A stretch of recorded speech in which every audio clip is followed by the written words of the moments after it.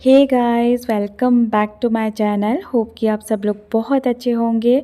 तो आज मैं शेयर करने जा रही हूँ बिल्कुल रेस्टोरेंट स्टाइल और 100% क्रिस्पी हरा भरा कबाब की रेसिपी, जो कि मुझे लगता है कि घर में रेस्टोरेंट से भी ज़्यादा टेस्टी बनेगा ये।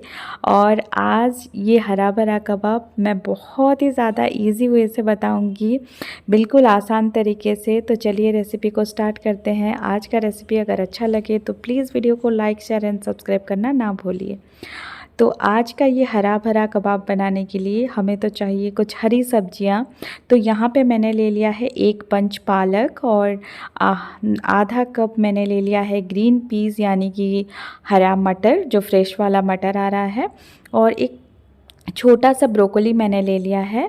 और इस ब्रोकोली को क्या करेंगे, इसका जो डंठल है ना, आगे का पार्ट, इसको निकाल के फेंक देंगे। और जो फूल वाला पार्ट है ना, वही हम यूज़ करेंगे। तो यहाँ पे मैं जो डंठल है ना उसको निकाल रही हूँ, और जो फूल वाला पार्ट है ना उसको हम काट के छोटे पीसेस में कर लेंगे। तो इसके अलावा हमने कुछ और सब्जियां यहाँ पे ले लिया है, जैसे कि यहाँ पे गाजर लिया है, कैप्सिकम लिया है। और यहाँ पे कैप्सिकम को बारीक बारीक काट लिया है। और यहाँ पे मैंने ले लिया है कलीफ्लावर, बहुत थोड़ा सा, फूल गोभी, इसको भी बहुत बारीक से काट लिया है मैंने। और एक छोटा सा प्याज को भी बारीक बारीक काट लेंगे। और यहाँ पे लिया है मैंने लहसुन और अदरक, इसको भी बारीक बारीक काट लिया है। तो अभी इतना ही सब्जियां हमें चाहिए, इसके अलावा हमें धनिया का पत्ता भी चाहिए होगा। तो अभी चलते हैं नेक्स्ट प्रोसीजर की ओर। तो नेक्स्ट हम क्या करेंगे, एक कढ़ाई में पानी गरम कर लेंगे। और जब पानी हमारा गरम हो जाए तब क्या करेंगे, इसमें डाल देंगे आधा कप ग्रीन मटर। इसमें डालेंगे एक कप के करीब ब्रोकोली और एक बंच पालक। पालक का जो डंठल पार्ट है ना, मतलब ऊपर का, वो मैंने निकाल दिया है। जो पत्ते वाला पार्ट है वही सिर्फ हम यूज़ करेंगे। तो इन सभी चीज़ों को मैंने धोकर अच्छे से साफ़ कर लिया था। तो अभी क्या करेंगे, इन सब्जियों को बस हमें ब्लांच्ड करना है। तो गर्म पानी में इसको बस 2 से 3 मिनट तक हाई फ्लेम में उबालना है। इसको बिल्कुल पकाना नहीं है, बिल्कुल भी पकाना नहीं है, बस 2 मिनट तक इसको उबालना है। और इसके बाद इसको तुरंत ही हम उतार देंगे गैस से। गैस की फ्लेम को ऑफ़ कर लेंगे। और यहाँ पे पहले से मैंने एक बाउल पे ठंडा पानी ले लिया है, बिल्कुल फ्रिज का पानी है, ठंडा पानी। और ना, जो सब्जियां हमने उबाले थे ना, इसको तुरंत ही हमें ठंडा पानी में ट्रांसफ़र कर लेना है। ये प्रोसेस करने से जो सब्जियों का कुकिंग प्रोसेस है वो बिल्कुल स्टॉप हो जाता है। और जो सब्जियों का हरा रंग है ना, वो बरकरार ही रहता है, हरा रंग उड़ता नहीं है। तो आप देख सकते हैं सब्जियां कितना हरा दिख रहे हैं। तो अब क्या करेंगे, इन ठंडा पानियों में से ना फिर से हम क्या करेंगे, एक छलनी में से सारे सब्जी को छान लेंगे और इसको साइड में रख देंगे। अब क्या करेंगे, एक चॉपर लेंगे। और ऐसा वाला चॉपर मेरे पास है, इसीलिए मैंने ये चॉपर यूज़ किया है। चॉपर में सारी सब्जियों को डाल देंगे और ना इसको अच्छे से चॉप्ड कर लेंगे। और आप चाहो तो इसको ना ब्लेंड भी कर सकते हो। आपके पास ये चॉपर नहीं है तो कोई बात नहीं, आप जो ब्लेंडिंग जार है ना उसमें डाल के बस 30 सेकंड तक पल्स मार के इसको थोड़ा सा मतलब पीस लीजिएगा। बहुत ज़्यादा पेस्ट नहीं बनाना है, बस थोड़ा सा दरदरा पीस लेना है। और यहाँ पे मैं ये चॉपर का यूज़ कर रही हूँ। ये चॉपर से यहाँ पे बहुत ज़्यादा इजी है सब्जियों को मतलब बारीक बारीक पीसेस करना। तो आप देख सकते हो सब्जियाँ बारीक मतलब दरदरा ही पीसा है, बहुत ज़्यादा मतलब पेस्ट नहीं है। तो इसका टेक्सचर कुछ ऐसा है, आप देख सकते हो। तो अभी क्या करेंगे, सारे जो सब्जियां हैं यहाँ पे मैंने चॉप्ड कर लिया है। और इसको क्या करेंगे, अभी मैंने एक बाउल पे रख देंगे। तो अभी यह हमारा सब्जियों का टेक्सचर आप देख सकते हो कैसा है, बिल्कुल भी पेस्ट नहीं है। तो इसको ना आप जब भी ब्लेंडिंग करो ना, थोड़ा सा पल्स मार के बस दरदरा ब्लेंडिंग करना है आपको, बहुत ज़्यादा पेस्ट नहीं बनाना है। तो अभी क्या करेंगे, एक पैन गरम कर लेंगे और इसमें मैंने ले लिया है 1 टेबलस्पून बटर और 1 छोटा चम्मच मैंने ले लिया है तेल। और इसमें डालेंगे आधा टीस्पून ज़ीरा। और जीरा जब हमारा फूटने लगे ना, तब क्या करेंगे, इसमें डाल देंगे 1 से 1.5 चम्मच लहसुन बारीक कटा हुआ। और 1 चम्मच डाल देंगे अदरक बारीक कटा हुआ। और अच्छे से इसको भून लेंगे। जब ये अच्छे से भून जाए, इसका कलर थोड़ा सा चेंज हो जाए, तब हम इसमें डालेंगे प्याज। तो प्याज को यहाँ पे मैंने बारीक बारीक काट के रख दिया था पहले से। तो मैंने एक मीडियम साइज़ का प्याज यहाँ पे यूज़ किया है, तो इसको डाल देंगे और इसको बस थोड़ा सा भूनना है, ज़्यादा बिल्कुल भी नहीं भूनना है। और इसमें डाल देंगे अभी 1/4 कप गाजर कटा हुआ, बारीक कटा हुआ, और 2 बड़े चम्मच हमने डालना है कलीफ्लावर जिसको मैंने बारीक चॉप्ड कर लिया है, और 1/4 कप हमें डालना है कैप्सिकम, इसको भी मैंने बारीक चॉप्ड कर लिया था। और अभी सारी चीज़ों को ना बिल्कुल हाई फ्लेम में 1 मिनट तक भूनना है।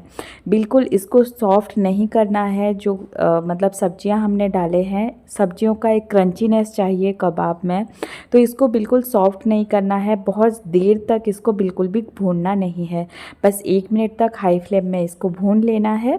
फिर इसमें डाल देंगे जो पालक, मटर और ब्रोकोली को हमने चॉपर में चॉप्ड कर किया था, वो सभी चीज़ों को हम इसमें डाल देंगे और इसको ना बस हाई फ्लेम में 2 से 3 मिनट तक अच्छे से भून लेना है। तो यहाँ पे आप देख सकते हो सब्जियाँ कितने अच्छे से भून रहे हैं। इसको बहुत ज़्यादा मतलब पकाना बिल्कुल भी नहीं है। सब्जियों में हमें एक क्रंचीनेस चाहिए, बस हमें सब्जियों में जो भी मॉइस्चर है ना, एक्स्ट्रा मॉइस्चर, उसको उड़ाना है। तो आप 2 से 3 मिनट तक इसको अच्छे से भूनेंगे तो सब्जियां में जो भी मॉइस्चर होगा ना वो उड़ जाएगा, चला जाएगा। तब हम क्या करेंगे, सब्जियों को मतलब गैस के फ्लेम को ऑफ़ कर देंगे और इसको क्या करेंगे, सारी सब्जियों को एक प्लेट में मैं रख रही हूँ यहाँ पे। इसको ना अभी बिल्कुल ठंडा करना है, इसीलिए मैंने एक प्लेट पे रखा है। तो इसको बिल्कुल ठंडा कर लेंगे और ये बिल्कुल अभी ठंडा हो गया है। जब ये बिल्कुल ठंडा हो जाए तब क्या करेंगे, इसमें डालेंगे आधा चम्मच हमें डालना है सफ़ेद नमक, आधा चम्मच काला नमक इसमें डालना है, हाफ़ टी स्पून मैंने डाला है pepper powder, half tea spoon डाल देंगे यहाँ पे गरम मसाला, 1 चम्मच मैं डाल रही हूँ यहाँ पे कस्तूरी मेथी को हाथों में क्रश करके, और थोड़ा सा धनिया का पत्ता ऊपर से डालेंगे। और इसमें डाल देंगे जो हरी वाली मिर्ची आती है उसको मैंने डाला है।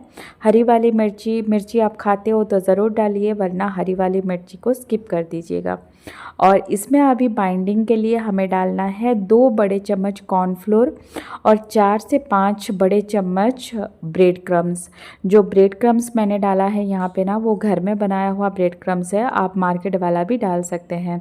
अभी सभी चीज़ों को अच्छे से हाथों में मसल कर मिक्स कर लेना है और ये आपका जो कबाब का मिक्सचर है ना वो बिल्कुल रेडी हो जाएगा। तो अभी चलिए बना लेते हैं कबाब। इसके लिए मैंने थोड़ा सा सूखा कॉर्नफ्लोर यहाँ पे एक प्लेट पे रखा है। इसको कैसे यूज़ करना है और क्यों यूज़ करना है ये मैं बाद में बताऊँगी।